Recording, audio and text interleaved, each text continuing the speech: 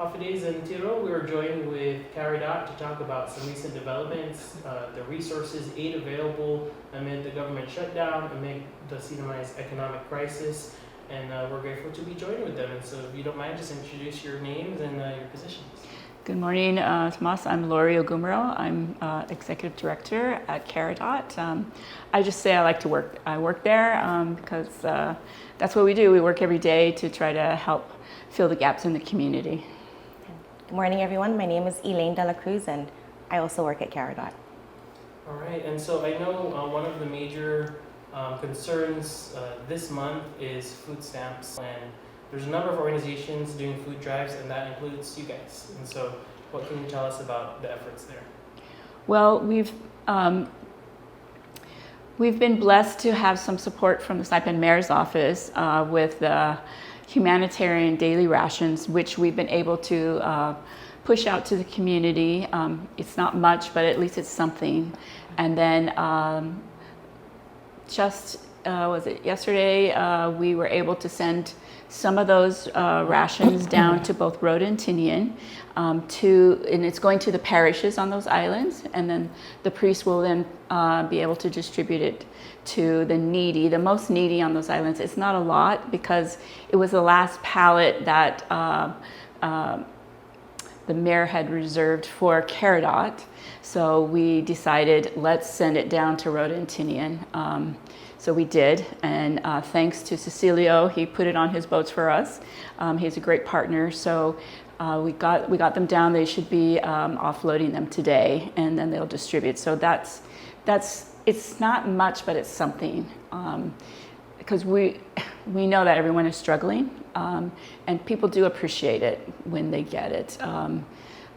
We wish it was more. We have a food pantry, but we don't have enough to feed 5,000 families. That is what are on food stamps. We just haven't gotten the donations, both monetarily or food donations. We do have a donor who regularly brings her donation to us. We are so grateful to her, and we do have made food packages and give it out, but it's not enough for the 5,000 families on food stamps. We've had so then we have started our own campaign to try to get some donations, and immediately we started getting some donations from on island and from off island through PayPal. So we're very grateful to that, but we need to get more so we can do some purchasing and then put together the food bags. And we recognize that those food packages are not a lot, but at least it's something, because we are almost out of the HDRs, which is humanitarian daily rations. We're almost out of those. So everybody's trying to make things work. And we're grateful to the other pockets of people who are also doing their own food drives, because that helps everybody. You know, when we all work together as a community, I don't think we're duplicating. I think we're all doing every little bit helps everybody, right? I think it also almost functions as satellite food pantries, and I think that's what makes our communities a little bit more unique in this sense, because in other places that have, NAP is affected nationwide, but in other places there's multiple food banks, multiple NGOs that families can go to, and here in the Marianas it's very minimal. It's us, it's Salvation Army when they do their hot meals. And that's about it. So having these little pockets almost serves like a satellite for those with transportation issues. We encourage our families to call first, because if you're coming from the north and we are out, please don't, we don't want you to use precious gas to come over, only to be told we don't have anything. We also have a great collaboration with the diocese, because we knew we couldn't support the 5,000 families, and because we knew transportation was an issue, many still don't have transportation. We're almost doing like a collab where we encourage people to donate directly to the church, the different parishes around the islands, the 3 islands, and the parishes themselves will also, as they receive donations, package it and give it out to people in their parish or anyone, people in their community. So in that way, we have like 13 satellites plus all the other organizations or individuals that are starting these different food drives for the families here. Yeah, I think that's such important context because we don't have necessarily the same type of infrastructure as some of the larger states do. I mean, the services you all provide are needed on a good day for the scene. Right, exactly. Right, and so when it's rainy, it's a lot rainy Right. for us. And it's also very frustrating for me as one of the diocesan directors. We get messages from Catholic Charities USA. Okay, we're getting national donations, and we're going to send out food to all of the diocesan directors across the United States. But that doesn't necessarily include the territories, because they can't figure out how to get the cargo out to us in the territories. And so we say, well, a monetary donation would be great. So we always remind them, and they know we're out here, and Catholic Charities USA has been a great partner to us. They always remember us. But when we were recently at the annual gathering for Catholic Charities USA, and we were telling these people that are doing this food for the food banks, I says, well, all we have right now is like MREs. And he goes, you want to give out MREs? And I'm like, no, we don't. We want to give out food. He says, well, we can help you. And he says, well, where are you? Well, we're in the Commonwealth of the Northern Mariana Islands. I go, well, where is that? And they go, it's in Saipan. And he goes, oh, I don't know how we can get food out there. He says, well, we'll take your monetary donation, So they're trying to figure out how they can help us. But just logistically, how do you get a truckload of food to us, right? So that's a challenge, yeah. All right, and I also understand, I saw you promote the rental assistance program as well. I believe there's, how many people are still in need, and what are you looking for there? Well, so with the food, we called it lend a hand, give what you can. And we encourage everyone to lend a hand and give what you can to anyone that's doing a drive. We all have the same mission, right? The same goal is to help feed these families, help the kids not be hungry, help the parents support the kids. And one of the other things that has really been difficult for our families this year is rental assistance. So this past calendar year, we have a running wait list of people seeking rent for multiple reasons. Either they started off with cut hours and then severe cut hours. We have families on the wait list with 16 hours of work a week. We have families who had to leave for medical emergencies, came back, they were on leave without pay, and so now they're struggling to pay rent or buy food.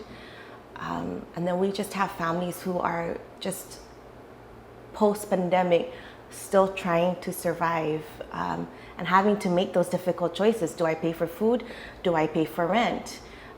So this year we were able to provide rental assistance to 86 families.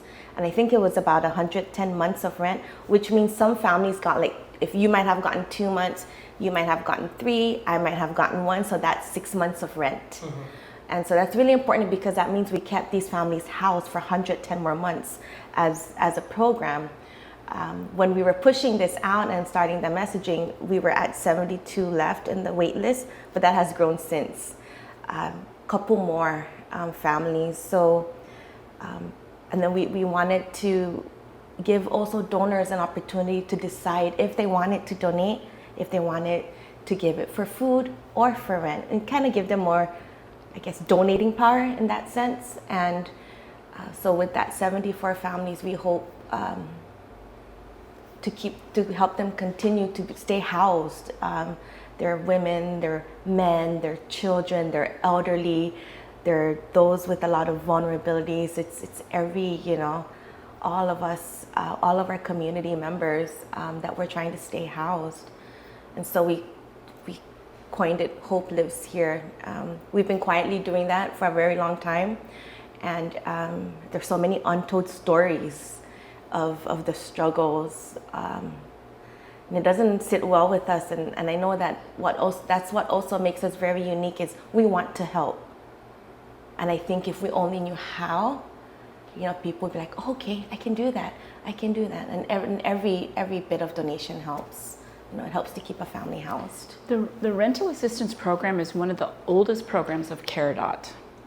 And it has been funded primarily through the Emergency Food and Shelter Program, which is a United Way program. And unfortunately, it was one of the first programs cut in January by the new administration. And this was the program that was primarily funded the food and rental assistance to the Northern Mariana Islands. So that was a direct casualty of this new administration. And so, in fact, we haven't even been able to turn in our final reports they're still waiting to be sent in because everything has been shut down since January. It's almost a year now.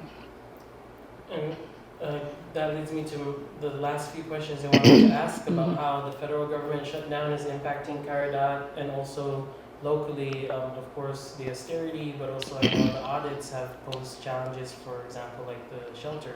So where are we at now since last we spoke?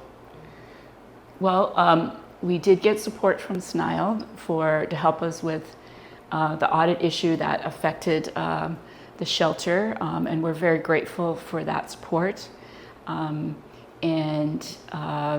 We are actually starting to use that funding this month to help keep the shelter open. We were able to kind of move our funds around of the grants that we did have to kind of make things last as long as we could, so that we wouldn't have to start dipping into those funds, stretch our dollar as long as we could. And now we're going to start using those funds, and we are maximizing every dollar possible. You want to add to that?